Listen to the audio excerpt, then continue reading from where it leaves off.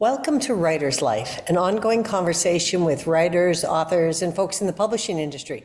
I'm your host, Marvel Harrison, Publishing Director, Mimbres Press of Western New Mexico University. It is a pleasure to share with you today something different, not one of our regular interviews. It's a celebration of our two latest books from Mimbres Press. Our first bilingual poetry book, Nostalgias of November, and our inaugural travel log memoir, A Long Tangent, Musings by an Old Man and His Young Dog Hiking Every Day for a Year. I hope you enjoy the evening as much as we did bringing it to you. Welcome to a new version, this time only, of Writer's Life.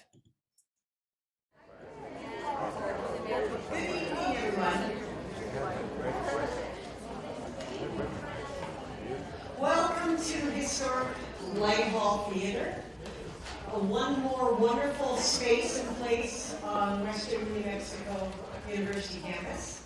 I'm Marvel Harrison. I'm Publishing Director of Mimbres Press. And it was just 3 years ago, following a delicious dinner, friends, music of course, great conversation, a touch of liquid lubricant, an idea was ignited. And that was the start of Mimbres Press. The idea was to print, publish a poetry book. And we've done that, we've done more. And we are so happy to have you all here celebrating with us another two of our books. You know, a university press is about infrastructure, creating a place to conceptualize, develop, share, and house ideas. Mimbres Press gives rise to the voices and stories not only to New Mexico and the Southwest, but also the world. It already has become a home to writings of Western New Mexico University alumni and professors, and people beyond. Our inaugural poetry book, Algorithm of I, by Dr. Jack Crocker, was awarded a finalist in the New Mexico-Arizona Book Awards, and he was a winner in the Southwest Book Design and Production Awards. Next was our first textbook, Our Search for Meaning, a humanistic anthology by WNMU professors Kate Oob and Philip Schoenberg. We have Volume 1 and Volume 2 of The Maverick. We're very proud of the student arm of Mimbres Press. Most university presses, in fact, I don't know any that actually feature having a student on their advisory board and a significant piece of their publications allotted to and honoring student work, both art, research, and of course writing. And now the books that we're celebrating this evening are debut bilingual work, and also was a design finalist in the Southwest Book Design Awards. And our most recent publication, A Long Tangent, by WNMU alumni and a Silver City local. Before we move to the introductions of our author honorees this evening, I'd like to acknowledge Paul Hotvilt. If you'd stand up, Paul. I think many of you know Paul. He is an artist, an avid outdoorsman, and has been designing books for a long time, and it's been a pleasure to work with you, and he is the reason that we have both a winner and a finalist in the New Mexico Book Design and Production Awards. So thank you very much, Paul.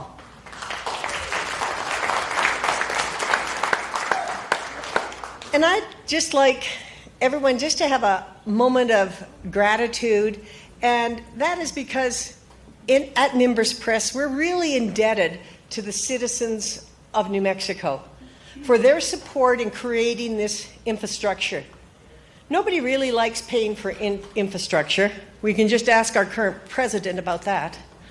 But it's something that's critical to the thought and storage of ideas and creativity that can come from the world that's represented on a university campus. So those contributions have been made through the elected state senators. And so thank you, citizens of New Mexico. We wouldn't be here without you. And To go on with our honorees this evening, I'm very excited to introduce Nina Burley. She is a New York-based journalist, does production work, does all sorts of wonderful things around this country and very much abroad. And she is our current chair of our board of advisors for Mimbres Press, and she's going to introduce our first, no, actually, I did that ass backwards, okay? Just saying. We are having Stella,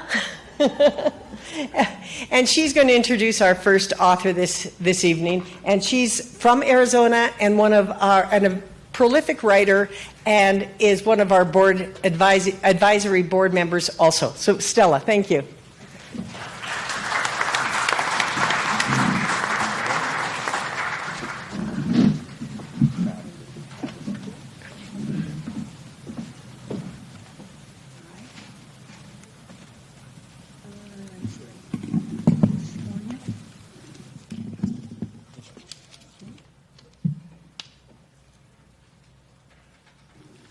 Is that it? Am I on? Okay. Buenas noches. There you go. See? Hey, Arizona, you know, and New Mexico. Spanish, English. Okay. Buenas noches. Good evening, everyone. Years ago, a student approached me at one of my presentations and said that meeting me was a Dios incident. In other words, a God incident instead of a coincident. And I found that, you know, rather strange. I had never heard of anybody say that, Dios incident. Often things miraculously intersect for us unexpectedly and signal important changes. Tonight is another Dios incident. Things have miraculously intersected for Arturo, Magaña, Amaya. Last year, he sent me 8 poems through email for me to look over. Okay, so I sat in my bedroom around 1 a.m. in the morning. And anybody who knows me understands me, okay? Which is a common thing for me to do and to read. And I was stunned by the beauty of Arturo's work. I recall looking at the crucifix hanging on the wall of my room and showing the poems to Jesus himself. I was so excited. I said, "Oh my God, Jesus, are you reading this with me?" I don't know if I heard an answer. Okay. So next morning, I called JJ. I don't know where JJ is. Where is JJ? Here. Oh, He's right there in the audience. there he is. JJ Amaworo Wilson, who was then the editor of the new wonderful Mimbres Press. And I was on the advisory board. See all the intersections? You see? All the Dios incident going on. And I called JJ. And I said, "JJ, listen to me. We have the work of a gifted poet." And sure enough, JJ looked it over, and he went ahead and recommended. It went through all the publication process. The press was brand new. JJ was the editor, and I had been asked to be on the advisory board, as I mentioned. So thank you to Dr. Shepard for his leadership in establishing Mimbres Press and all these hardworking staff members as well. This Dios incident miraculously connected with Arturo's work at the right time. Okay? Everything intersected. Wow, you must have powerful ancestors up there somewhere. You have wonderful people. So Arturo became one of the very first authors published by Mimbres Press. Congratulations, Arturo. I'm very proud of you. Con muchas felicidades. And I would like to read one of his dynamic poems entitled Thursday Altar Sonora. Okay? This is Thursday Altar Sonora. Okay? Rifles rip, desert walls separate our souls. Always there is talk of common graves. A mother watches for her boy who crossed the border, not under the Sonoran sun. Places voicemails to people who don't bother to listen or type a name with an accent. I met her once at the airport terminal. She told me the boy's height and weight and favorite songs for early mornings. Mis amigos, I say to the unknown faces, we are wrought from the same ruin. You know, they take out the crosses on Sundays to listen to children singing in the choirs of the sky. These names were spoken on the path only yesterday. Romulio, Maria, Reinaldo, Julia, Juan, Tomás, Lourdes, Cecilia, Manolo, Carlos, Ángela, Angélica, Guadalupe, Guadalupe, Guadalupe, Guadalupe, Guadalupe, Samuel, Humberto, Rosa, Roberto, Víctor, Roberta, Esperanza, Altagracia, Micaela, Fe, María, Emilia, Emiliano, Leonardo, Benito. If you're lucky enough to draw breath, keep these names and remember them when you rise. Thank you. Now, I'd like to introduce you to the author of Nostalgias of November, Arturo Magaña Amaya.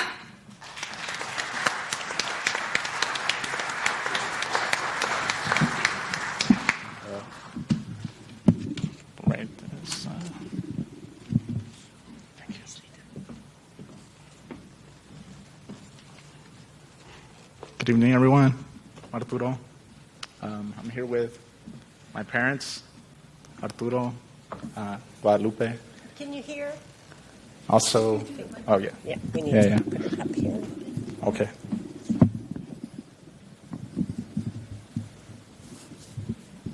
Thank you. And also with someone who I also consider family, Stella. Thank you, Stella, for that wonderful introduction. I think in my life, there too have been many Dios incidents. One such one, I think I was 18 years old.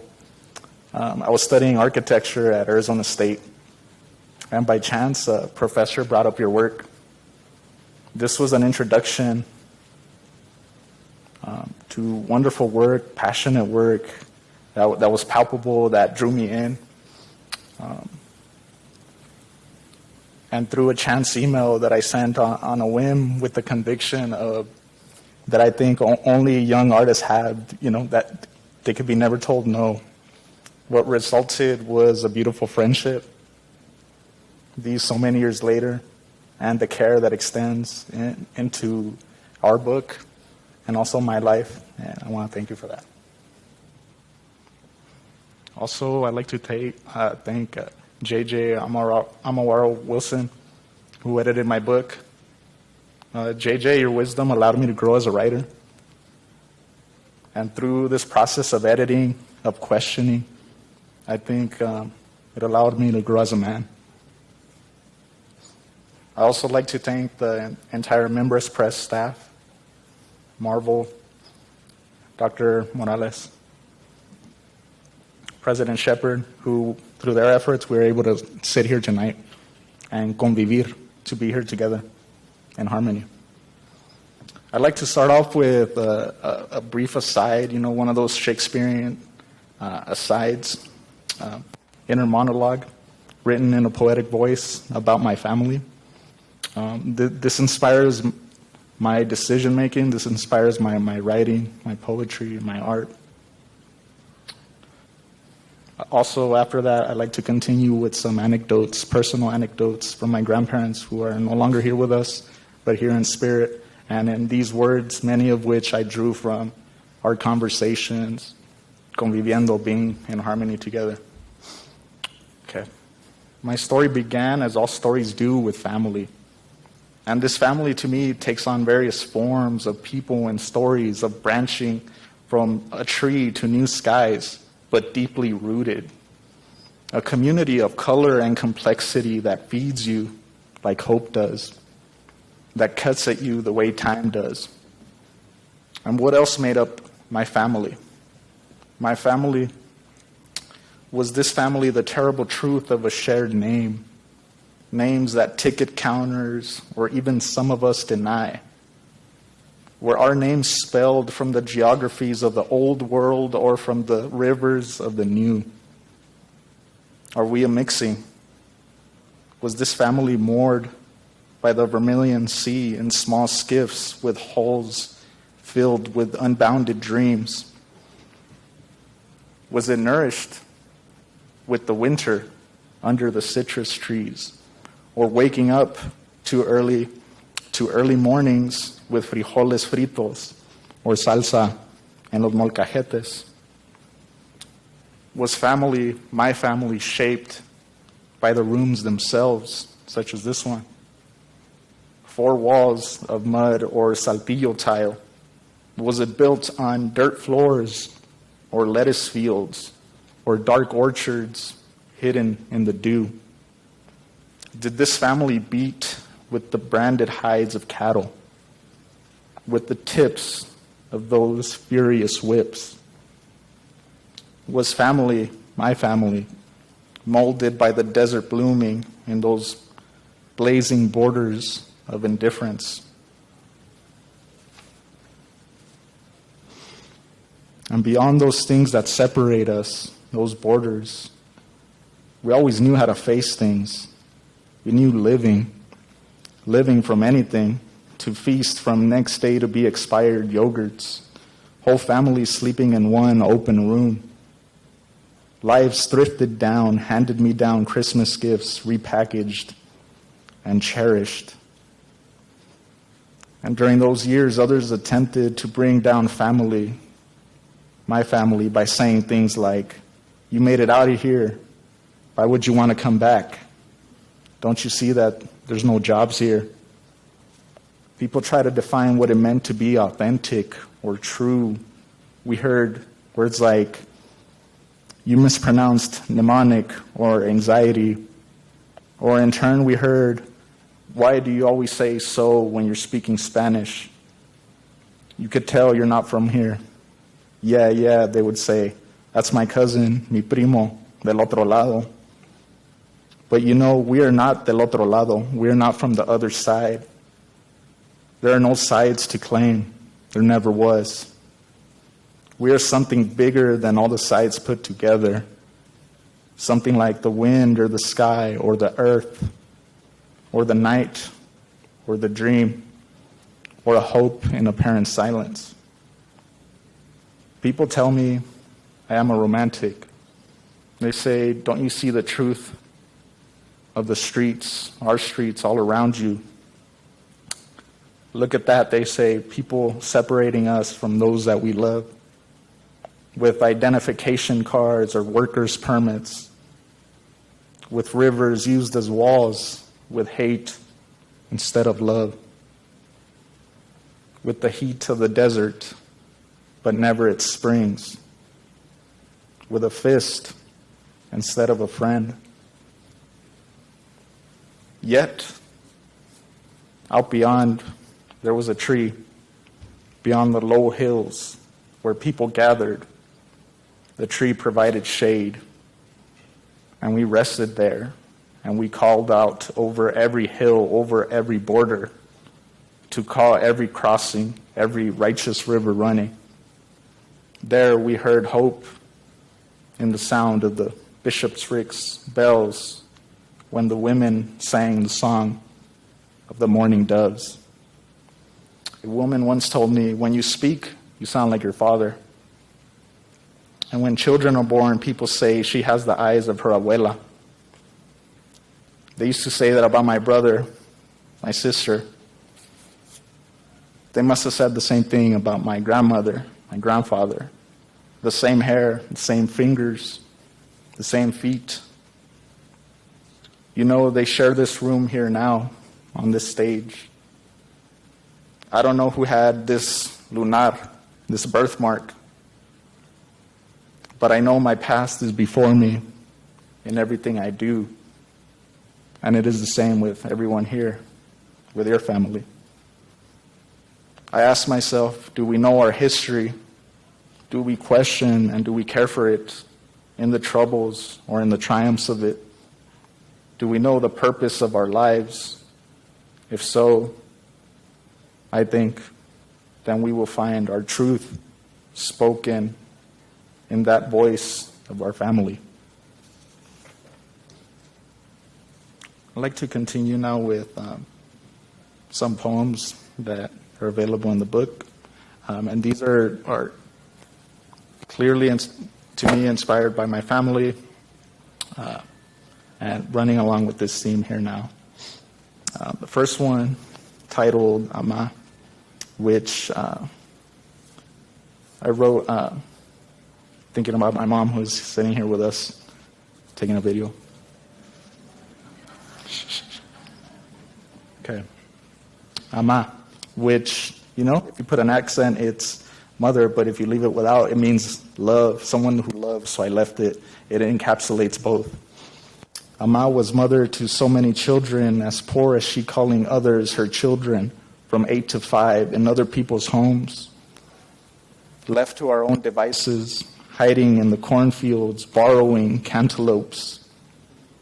After the bus lets us out on Avenue F, where Chavez once sat to protest DDT. I look to the children to find what I must do. I heard her say once, Amaya, it's spring to us during winter. Second poem, Dried Flowers, was inspired by my paternal grandmother, my dad's mom. I'd like to say a brief anecdote about Mama Toña. To me and so many of us, my grandmother, Antonia, was a person who did not place limits on our ability to dream. There was care there. And the way to find beauty in common things, you know, she did not have a car. But no worry, she'd say. We walked to the grocery store, and on the way, mijos, she'd say to my brother and me, during those long summer days, on the way, we'll stop to rest under the fig trees, and I will teach you how to whistle like the birds.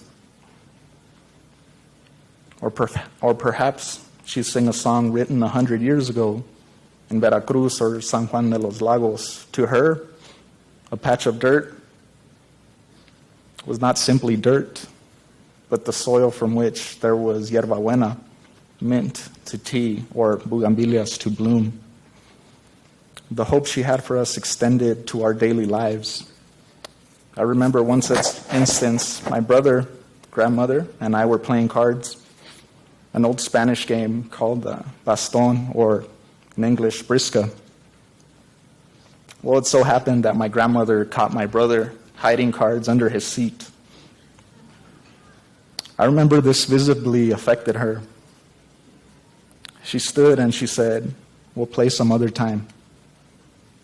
We sat there in silence, and I think about that silence so many years later, and I know this: that silence taught us more than any anger could.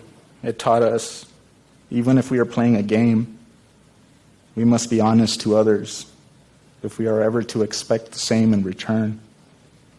This personal philosophy of finding beauty, finding morality in daily occurrences, in a game, has extended into my life and my poems, such as this next one, titled Dried Flowers. Abuela kept flowers on her dresser. She perfumed with her mother's favorite lavender to remember her by in ritual. Where rituals are roses, where songs are safety, that's where I keep you, Abuela, like you kept your mother, where even dried flowers preserve the spring. I'd like to read this other poem, Groves, who is inspired from the bracero work in the fields, campesino work in the lettuce fields of Yuma, my paternal grandfather, Roberto. We cry in campos where cotton crowds the Catholic crosses. We brave the back issues and inner city walkouts.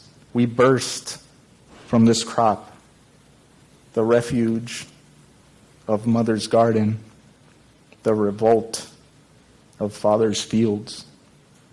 And I was grafted and threshed for my brother's disgrace.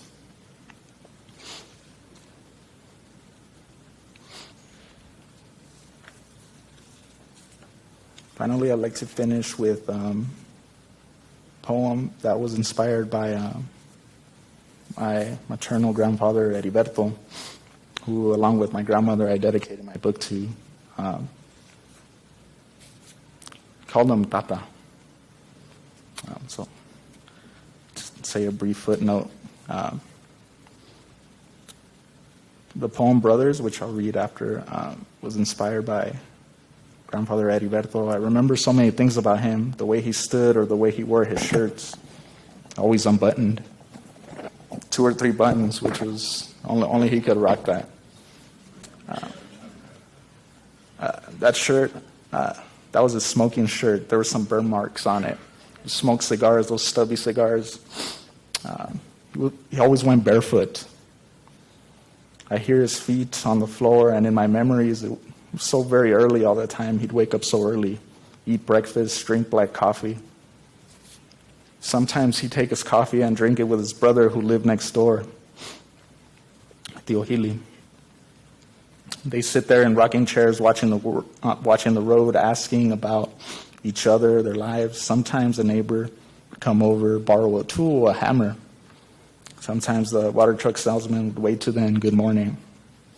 One such morning, I was sitting across from my grandmother, and just then, I remember I saw a man fall in the dirt road.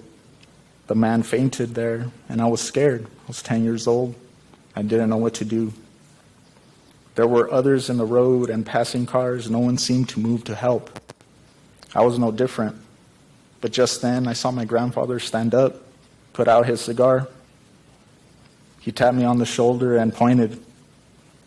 He walked over to the man, and we helped him into the pickup truck and to the clinic. If I could validate the life of my abuelos with my words, it is to speak this wisdom. To live an honest life is to act for others whenever you are called upon to act for others. These actions that my grandparents took, your grandparents took, make up the wisdom that is in each of our communities.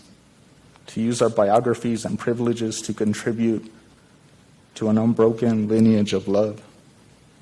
My words, my poems honor my grandparents, my family, and the lives of those around me, people here today.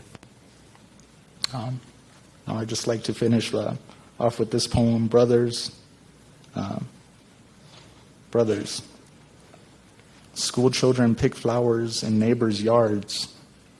Father wakes before the roosters. I remember him saying, old men return home like elephants to die. His elder brother replies, If we only think of ourselves, of what we've reaped, we will never remember our speeches. I wish them peace, not these scars instead of sand. In their firmament, flags do not symbolize blood, for we are campesinos without banners, brothers without borders. Thank you, everyone.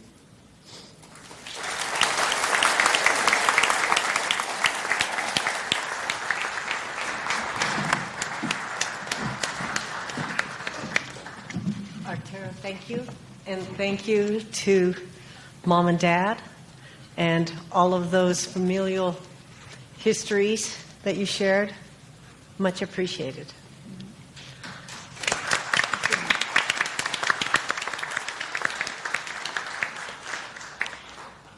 And now we're back on track, and it's Nina Burley. And she still is from New York and still is a journalist. And we are fortunate to have her chair our board, and she is going to introduce our next author.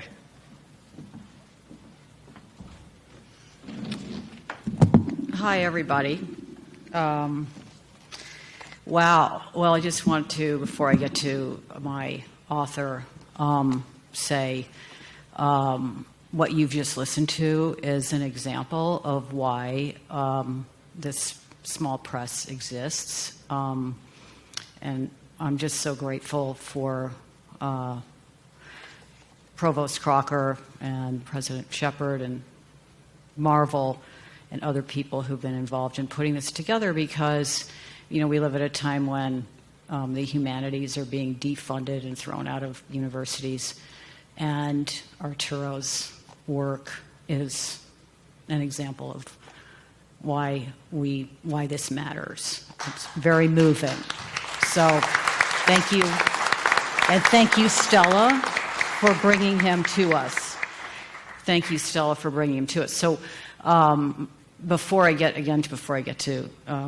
Mr. Fayhee, let me just explain. You know, the press only started 2 years ago, and I was brought in. The board was created when they started in the summer of 21, I guess, was it? Yeah. And it was started from scratch. We did have Provost Crocker's poetry book, but we didn't have any other writers. And so when, you know, the second year rolled around, fall of 2022, I guess is when we met John. I happened to be here in Silver City, and we had a meeting.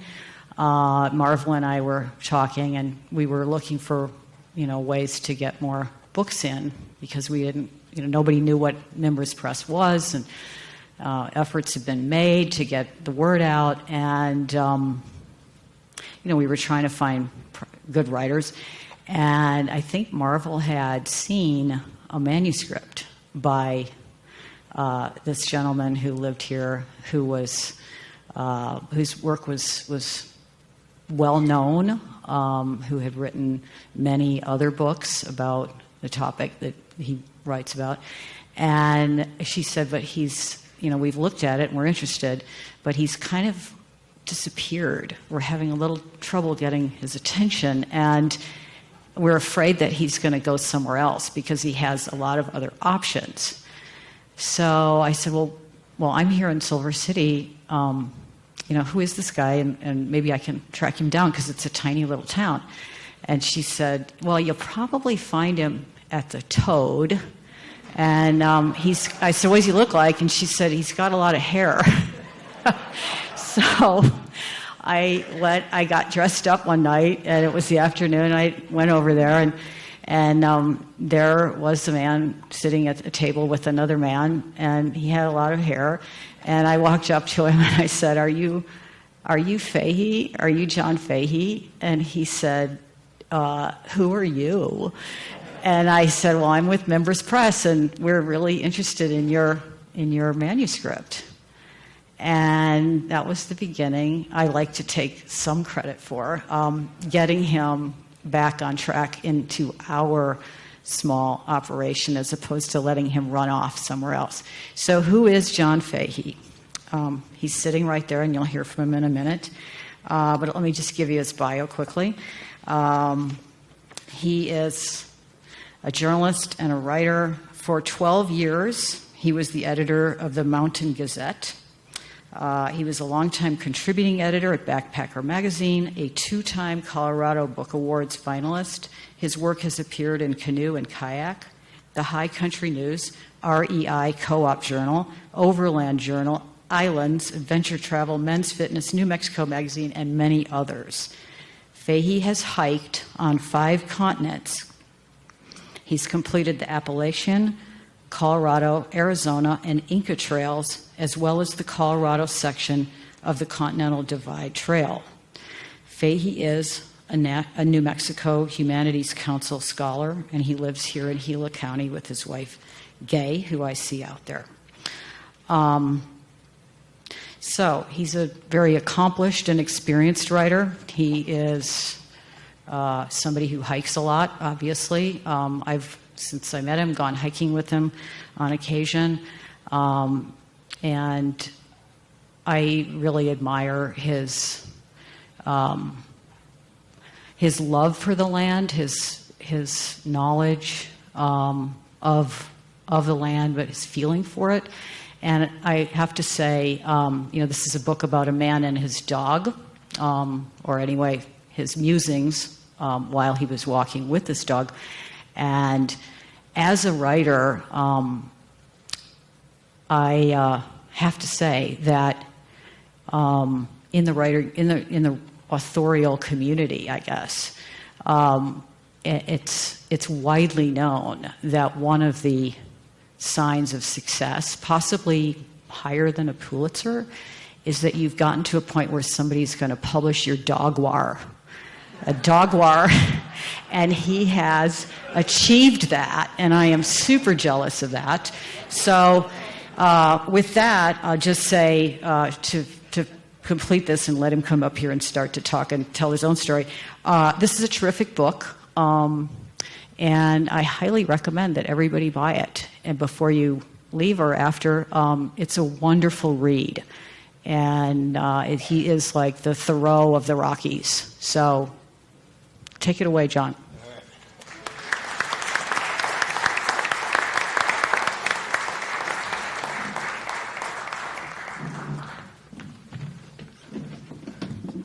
I remember the meeting Nina's story a little differently. I was hiking in the Burros, and I was supposed to meet a buddy at the Toad. And I have a turnaround. I have objectives when I hike. I'm going to get to this point no matter what. And I looked at my watch, and I said, oh, man, I'm late. And my wife has a saying that if I'm late, you can assume I'm dead. I'm never late. And so I had to make a decision. Either be late or don't get to the point that I wanted to get on this hike. So what did I do? I ran. I got to the Toad, met my buddy. We'd had a couple of beers, maybe more than a couple of beers, and all of a sudden this Spitfire walks in saying, "Are you John Fayhee?" And when you're John Fayhee, that can take a whole lot of tacks. Are you John Fayhee? And my natural reaction is, hell no. And anyway, Nina walks in and says, "We've read your manuscript. We're into it, but it's really, really long." And I think we had a little argument about that. Anyway, I appreciate everybody coming. And this is a book called The Long Tangent. And there's kind of 2 components to the story here. One is the process that I went through before I wrote the book, and then, of course, the writing of the book. How do you get this damn thing to stay up? No, that's it. Maybe I shouldn't talk so loud. I was sitting on... Okay, this is going to sound like I'm the town drunk. I don't know if that's inaccurate. I was sitting on a bar stool shortly before I turned 60 years old. And I was in a pensive mood. And I don't know why I was thinking about turning 60 and those... I don't know why these even decade number birthdays are heavier than 57 or something like that, but they are. And I was sitting on this bar stool thinking, I need to do something. I'm getting ready to turn 60, and I need to come up with a plan, something that's physically arduous. I mean, I didn't want to learn how to play xylophone or something. I wanted to do something heavy duty. And the 60 thing, I mean, I'm a baby boomer. We were never supposed to get old. We just weren't. We were supposed to be forever young, and we're not. The year before, I was in a position in life where I couldn't leave to like go hike the Pacific Crest Trail. I had some work projects going that I couldn't ignore even for a while. And if I'd have put my pack on and left for a couple months again, I think I would have come back to an empty house and no wife. So I had to integrate something. I had to come up with something that I could integrate into my day-to-day life. The year before, I had hiked 41 straight days in a very futile attempt to lose weight for a high school reunion. And I was enthusiastic about it, but it just didn't work out. My longest stretch up until that point had been 21 days in a row when I lived at 9,600 feet in the Colorado Rockies.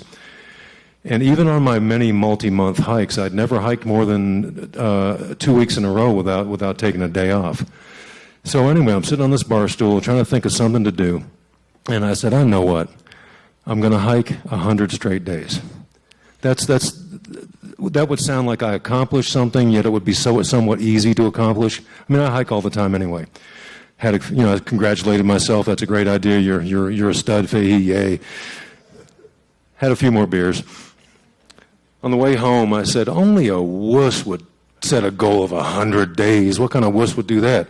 I'm going to hike every day for a year. And I knew that I was serious about it when the next morning I actually remembered. And I got up with my dog Casey, and we went down to a peak that we had wanted to climb for quite some time south of town.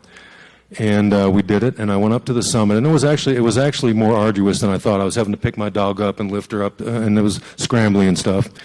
And I took the very first selfie of my life.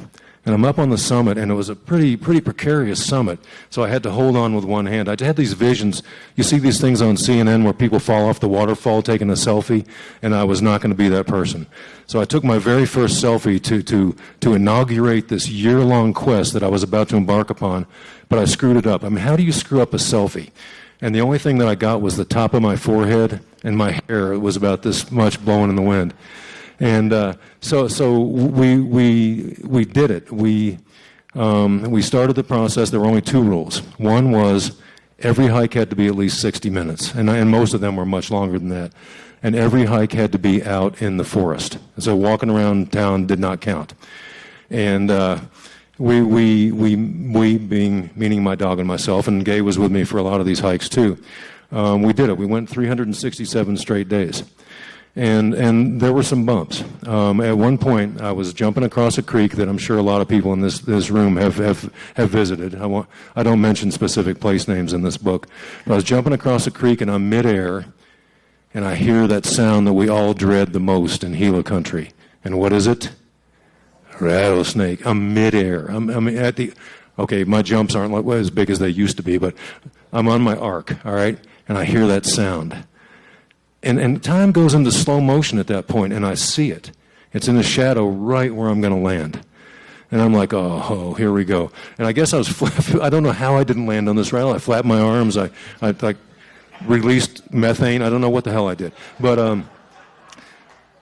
I landed close enough that it reared up, but it was a blacktail, and blacktails are a little mellower than some of the other rattlesnakes. But I twisted my ankle when I landed. So I was, for 6 weeks, I was putting one of those walking boots on at night, and I was thinking, I'm not going to let this stop me. I'm not going to let this stop me. Then our dog went blind. One day she came in the house and she was blind, walking into walls. We never did figure out what was going on, but it was, and our vet here said, well, let's wait a few days to see what happens. And I'm like, yeah, that's what I'm going to do. Hightailed it to Tucson to the emergency ophthalmologist, made a diagnosis, gave her some shots directly in her eyeballs. And 2 weeks later, she was recovered. So, okay, that was heavy duty.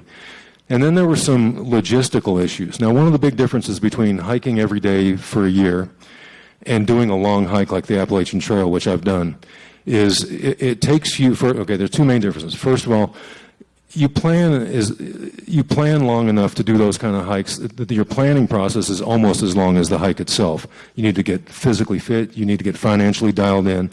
And this, I got up the next day and I just started hiking. And the other thing is, it was logistically complicated because I was still having to do stuff like go visit family during the holidays in Colorado for Christmas and stuff. And so I had to figure out ways to integrate that hiking every day into day-to-day life. But we pulled it off, and 367 days, and I congratulated myself, patted myself on the back, and said, okay, next thing. And I didn't write a book about it. I didn't think about writing a book about it. And a couple years passed, and a buddy of mine said, are you ever going to write a book about that year-long hiking experience? And I said, well, now that I think about it, maybe I should. And I started diddling around with it. Not really very serious because I had other projects. And then the damn pandemic hit. And it was like everything else just dried up. The writing world kind of dried up. So I sat down and started writing this book without any thought whatsoever that it could be published. Nobody's going to publish this book because I decided it was going to be structurally a little bit different than a lot of outdoor books. I'm a kitchen sink writer on first draft. I include everything that I can think of. It's like, can't I squeeze in one more anecdote into this already bloated section? Yes, I can. And it's like, okay, I only have 11 adjectives in this sentence. I bet I can get 12. So I sat down, I wrote this book, and I know there are writers in this audience. I see JJ and other people. First draft was 200,000 words.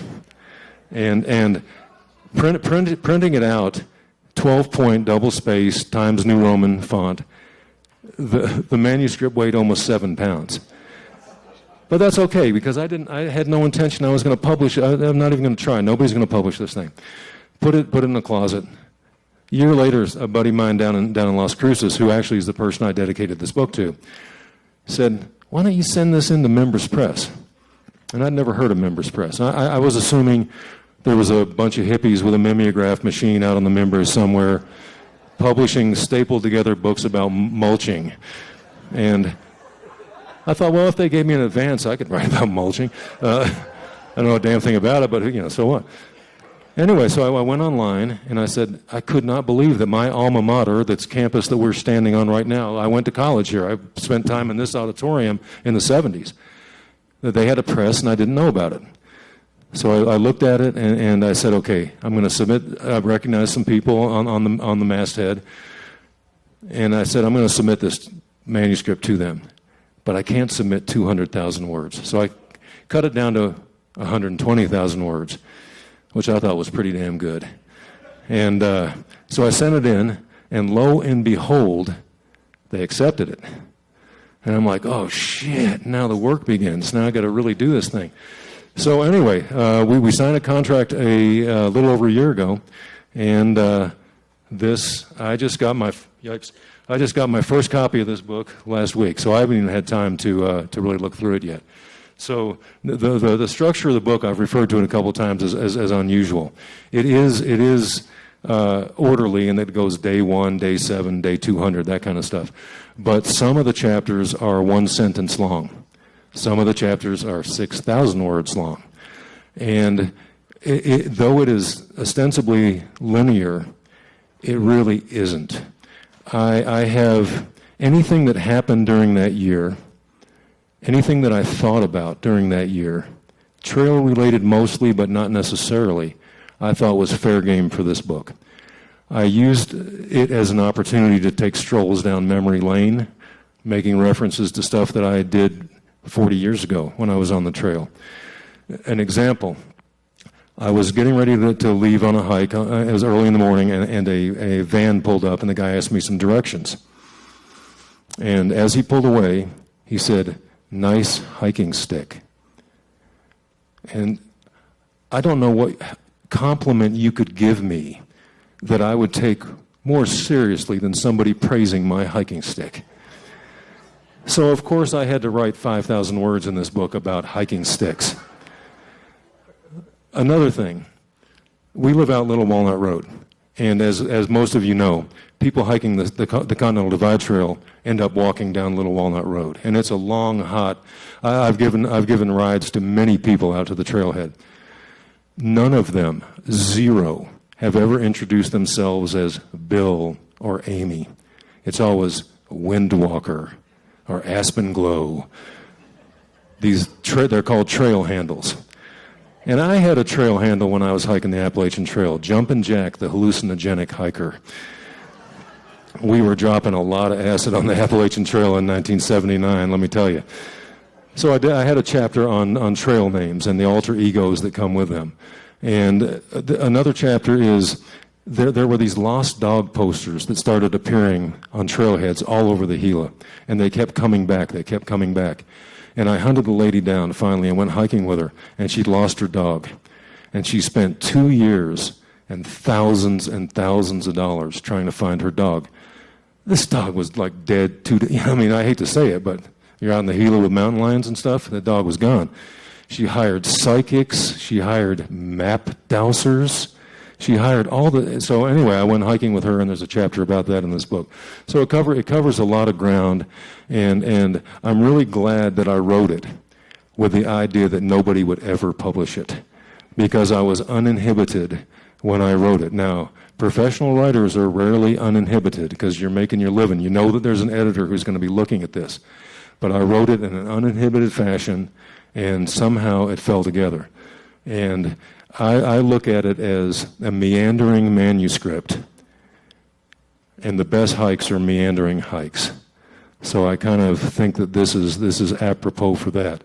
And with that, I'm going to read. Do we still have a few minutes?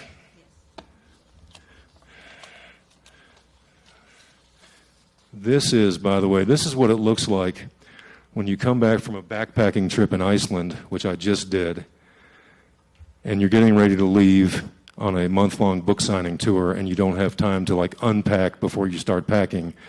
And this is my really legible notes here. So I don't know where we're going to go with this.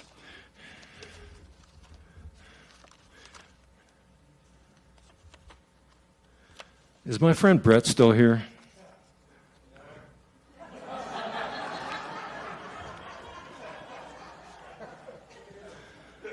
I was hoping he was going to be gone.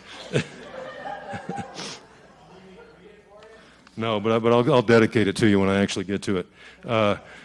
I moved to Silver City at age 20 in 1976, and it was a weird way. I'd never been anywhere near here. I lived in Eastern Virginia at the time. I grew up in the northern Adirondack Mountains in New York, and my parents split up when I was very, very young.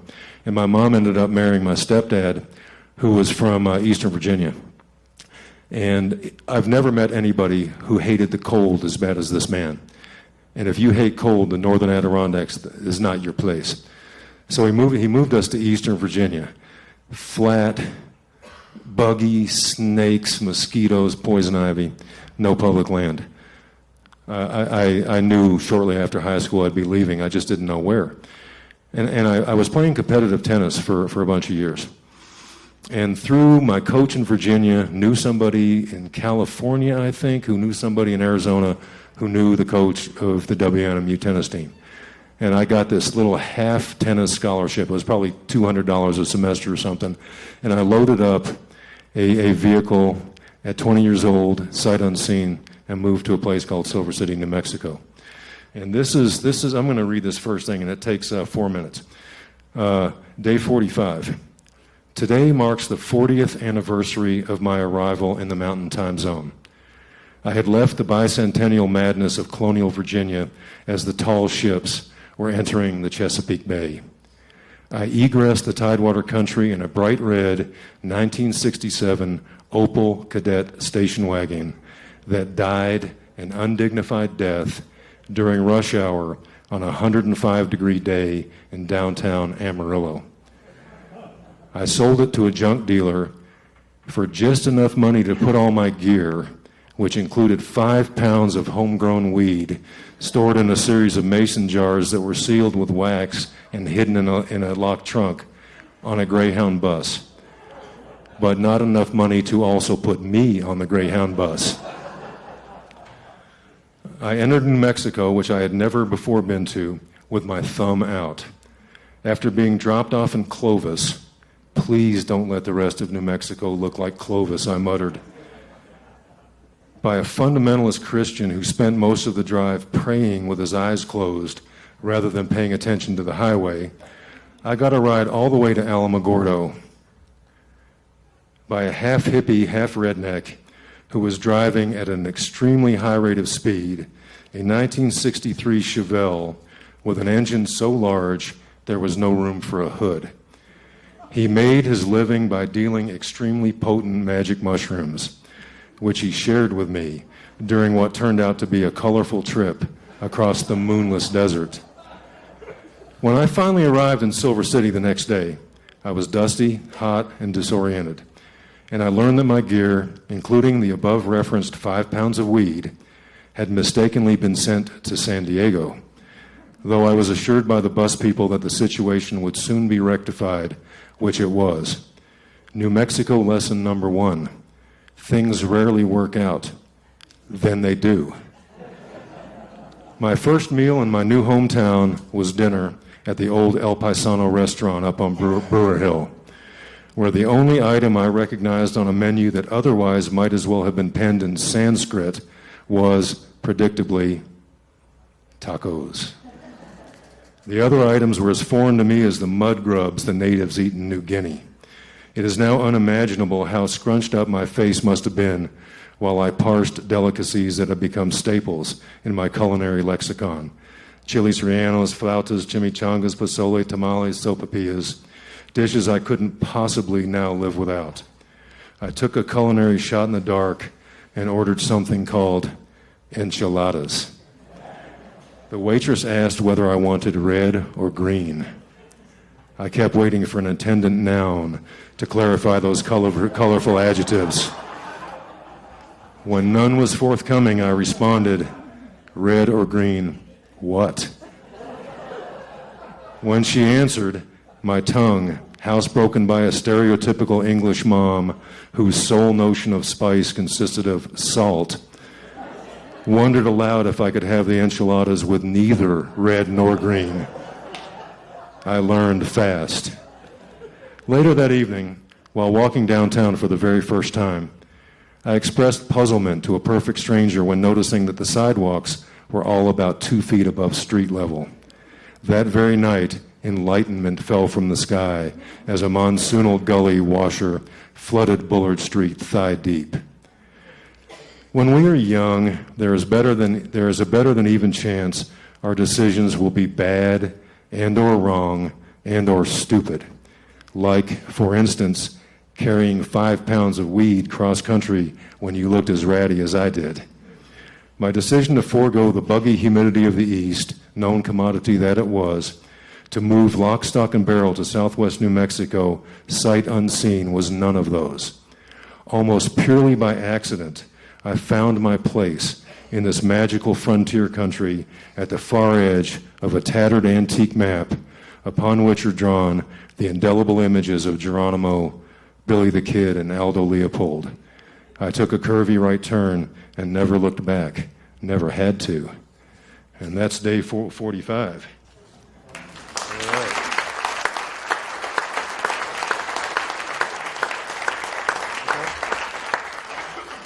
Okay, I can stop now. Okay, I'll stop now. I can't read Brett's thing. I just want you to buy the book instead of hear it up here. All right. But Brett's story is about a cook who died making my lunch during this year-long process. I never got my lunch. All right, thank you.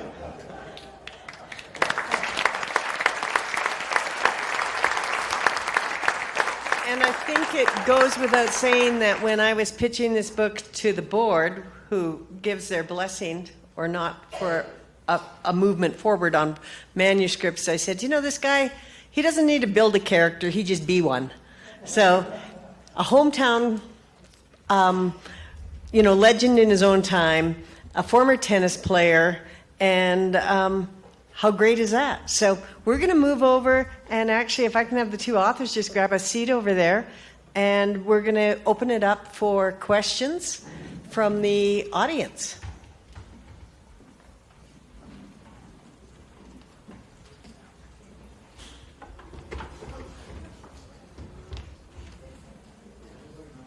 This for? Yeah, Are these think so. these on now, Michael? I believe so. Okay. So All right, have a so- seat in the middle there. Okay. Thank you. So I'm open to anybody who has a question, comment, idea. Brett.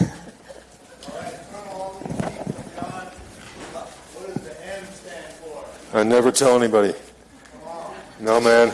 Well, how much money you got in your wallet?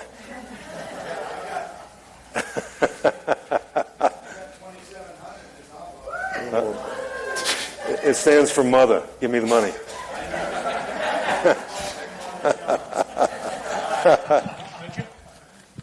Do what? Oh, I think he's is done. this thing on? Yeah, I think we were done. Thank you, Brett. So we know that it's Mother John. Yeah. Anybody else? Yeah. Having read Mountain Gazette for years, I have to ask, what's your favorite mountain bar? What is your favorite mountain bar? Oh, boy.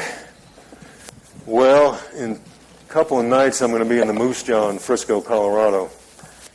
That will be my favorite mountain bar that night. You know, we'll be in Telluride at the Floridora. That's a good bar, too. Whichever one I'm in.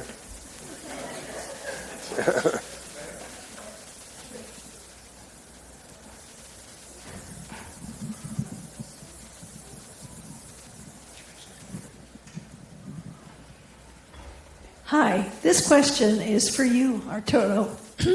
What did you do with your studies at Arizona State University when you were studying to be an architect? And Okay. how does that involve you in your life today?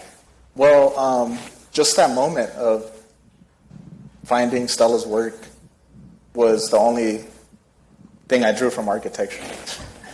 So I think I switched my major. I studied urban planning, and then I tacked on an anthropology degree. And I think that sort of drew me more because it's a discipline that's grounded in listening, and that's my meros moles. That's my jam right there. Like listening to others, learning about their stories, finding common ground. But I wanted to write the next, the great Chicano American novel. So I dropped out of ASU. I tried to write working part-time. I couldn't afford the AC in Yuma. So I was like, probably have to go back. So I went back, and I finished my studies. Then I continued, and I earned a master's degree in cultural anthropology from NAU, Northern Arizona University. So that sort of fomented my study. Congratulations, that's awesome. So how often are you writing poetry these days? Is that kind of a daily? So I like sort of draw from everyday life. Like I listen to something or I see like a beautiful thing, write it down, and then maybe not daily, given the editing process, given like the new world of like promotion, which is very strange for me. So I think that's sort of taken me out, but I'm gonna go right back in the batter's box here. Good. Thank Strive for daily. Thank you. Thank you. And we have a question off to the side. Thank you. This is for John. Can you tell us about any new projects that you're working on? Have things really picked up again after the pandemic? Well, that's an interesting question. I just did this backpacking trip in Iceland called the Lagavegr Trail, and I'm liking to play off the old man theme of this long tangent book, and plus old man. What I'd like to do is these five hikes, international hikes, kind of an old man does these iconic trails. The Lagerwege was the first, and probably the easiest of the 5. I don't know that I'm going to be able to pull that off just because of how much it's going to cost to get to Papua New Guinea and stuff like that. But the other thing that is, when we get back from the book signing tour at the end of the month, I had a friend who just passed away. He didn't quite make it to his 102nd birthday. He was 101. And he's one of the most amazing people that I ever met in my life. Weirdly enough, he's a Texas Republican. So we had some interesting discussions. And he was a Bush Republican, didn't like Trump at all. And so I recorded conversations with him for probably 30 hours. And I think I'm going to try to construct kind of a Tuesdays with Maury sort of book based on those conversations. So I think I'll be working on that this winter. This is for both of you. Which writers have you most liked, and which writers have had the most influence on your own writing, for both of you? Go ahead. Okay, so my poetry, I think it's, I listen to a lot of like the best songwriters, like really like Jim Croce, Bob Dylan, a lot of the Mexican writer like Hugo Sanchez, Agustin Lara, like that sort of inspires me. But I think I started like the writers that I'm most inspired by are like fiction writers, like one of my heroes that I actually met, Stella. I can't believe it still. Steinbeck, really like Roberto Bolaño from Chile. So I sort of, and you'll see if you read my work, it's sort of like narrative type, like autobiographical, but in a poetic form. So I think I draw that from the people I'm inspired by, people from the Latino boom, the Chicano writers, a lot of New Mexican writers, Rodolfo Amaya. What did you get from Dylan? Well, I spent all my money when I was going to college and university on just Bob Dylan albums, and like I would walk to the record store and like I had LP records, like everybody, doesn't even have a good car, like why are you buying all these? But I spent all my money on Dylan records, and I didn't even hear them before. Like I would just buy them, like this is gonna be solid. And I think just the conviction in which he writes, it's something to strive for. And also like the political slant to his work, and it's sort of like, dang, you learn. And also too, I think it's just like, it's been sort of the soundtrack. My dad, like I sort of, our relationship was like built through books and records. And, like he had all these LP records, all these books, and it's sort of like that was the soundtrack for his life, and it's sort of by association too.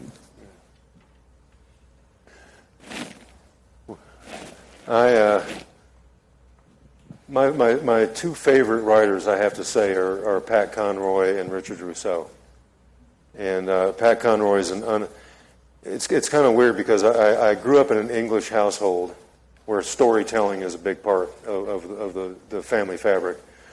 And I went to high school in the South, which is a big storytelling area also. And Pat Conroy, of course, is a Southern writer, and Richard Rousseau is a Northern writer. Actually, he went to the University of Arizona, but he's a Northern writer who writes like a Southern writer. And so, what do I mean with a Southern writer? And that is what I alluded to earlier, that there is no concern about word count. I mean, it's just basically like, let's just tell this story, and there are a lot of people who want to cut words down to the most basic form. The best way to tell a story is to tell it with the fewest words possible. That's not my philosophy, and that's not a lot of Southern writers' philosophy. And in New Mexico, I mean, John Nichols. I mean, I came to know John because he wrote for the Mountain Gazette quite a bit, and he and I have had some beverages together. And I really like his writing style too. And he also has the feeling that surely we can get another paragraph into this page. And so those are my I guess my most inspirational writers. I have a question for Arturo and John. As you may notice, there aren't many younger individuals in this audience, right? I mean, so I just want to say that the younger generation appreciates your, addition to our culture and everything. And I really, my question is like, how do you think you can like pull in more of a wider, younger audience, especially with, from what I believe are overall what's becoming of less people like, reading or writing. Like it's becoming, I think, less common among much younger audiences. So how do you think like you can attract that base, So I think, and then just going off of like what my parents did, there was always books at home, like anywhere. Like there wasn't like, oh, you have to read this book. It was sort of like my dad, like, oh, 100 books right here, pick whichever one looks cool. So I think like maybe something like that could be inspiring to young people, having the ability, like the avenue. I think, what else could? Yeah, it's a hard one because everybody's on the phone now. But maybe like shorter type poems, maybe. Slam poetry, man. Slam You need to start poetry. getting, Yeah. I did a seminar one time, or participated in a seminar at Black Hills State University, where that subject came up, and I was still running the Mountain Gazette, and other people on the panel were from the High Country News out of Paonia, Colorado. And the High Country News, the average readership age was something like 73. And the Mountain Gazette, the average readership age was something like 27, even though we're a bunch of old farts putting it out. And the High Country News was desperate to learn how we were appealing to younger readers, which we did, I think, very well. And our perspective on it was that we told stories the same way you tell stories in a bar or around a campfire. So we didn't pay as much attention as the High Country News does, and it's a great publication. I've written for it numerous times. With the solid traditional structure of the writing. It has to be a certain way. It goes through 15 editors. Mountain Gazette, we really just gave people the ability to tell their stories the way that they wanted to do it. And we also went out of our way to make sure that we hired a lot of young writers. We went out of our way to do it. Now, as you just said, the average age in this audience right now is 46, I would say.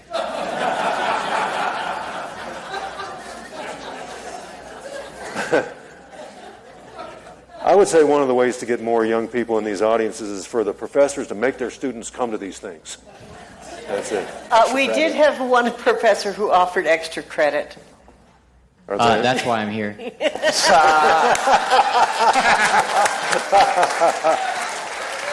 And just from a publishing standpoint, I mean, I think Mimbres Press honoring having student representation on our board, creating the Maverick, we've had 2 productions, 2 volumes of that already, I think is really very helpful because they are in print now. And as it turns out, the 18 to 25-year-old age group is the demographic that actually is buying more books at a faster rate than any other demographic right now. But most of that is buying books in terms of audiobooks. And so that's just a new piece of it, but that's just part of the business end of it. But I think Jay, another tennis alum from Western. It's funny you mentioned that. I was going to bring that up. John, have you given much thought to your country club connection with sports that I have as well to the Gila? Because some of the people I've met over the years in this community that have the deepest connection with the Gila came here at golf scholarships, tennis scholarships, and I've thought about that in the back of my head. What is the connection with these kind of oddball sports that they wind up here in Silver City? I don't know. I mean, we each know several people who fall into that category. And Jay was also a scholarship tennis player here. I don't know. I think when somebody offers you money to come to I guess that was it. That's what got me here. And then I remember when I came here, there were 2 tennis courts. And they were the upper courts. They weren't lighted, and they weren't even surfaced. They were slick concrete. So all you had to do was have a half-ass serve, and you made the team. Then you went on the road and lost a lot. But I remember when I first got here, my first day, and I'm still coming down from the mushroom trip. And I went to the tennis courts first thing, and I looked at the courts, and I said, "Man, this is 25 steps down from what I'm used to. Why did I come here?" And then I looked up, and I saw the skyline to the north. And I said, "Okay, I'm a screw-up, but maybe I didn't screw up that bad." And my personal focus on tennis diminished a lot. I started picking up the backpack and going up into the Gila. Martin Pearson with his golf, you with your tennis. We come here for whatever reason. We could write a book on people's transplant stories to this remote part of the world. And everybody who's moved here has a transplant. How did you end up here? But the main thing is you end up looking up and seeing that green and those mountains up there, and that changes your perspective on everything. 3.3 million acres and the world's first legally designated wilderness area. 100th anniversary next year. You might know about that, Jay, huh? Well, that's a nice segue into that, as some of you might have seen on the screen prior to, or on one of our poster boards out front, that we're doing a photography celebration book of the Gila. That'll be out next spring. And before that, we're doing a Bear Mountain Lodge anecdotes, art, and cookbook, and you got to taste some of that out front. So Mimbres Press is doing a number of different projects. And any other questions? I know we're closing in on time here. Thanks, everybody, for coming. Yeah.